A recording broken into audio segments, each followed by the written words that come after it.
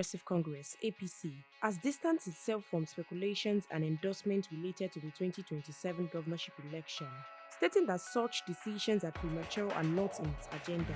Recently, there had been speculations that Seyi Tinubu, the son of President Bola Tinubu and the Speaker of Lagos State House of Assembly, Mudashiru Obasa, have governorship ambitions.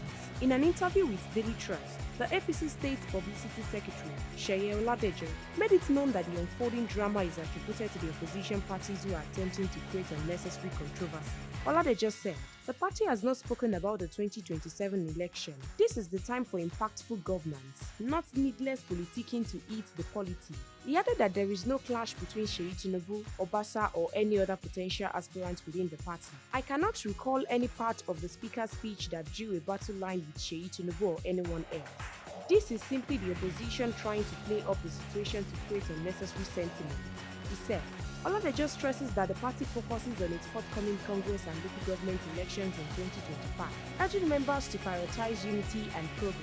But reacting, the chairman of the PDP in Lagos, Philip Adeoji, denied the party's involvement in the alleged endorsements.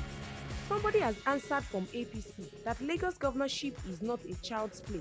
What do you want me to say about it again? It's not my party. People can insinuate anything, Adeoji said.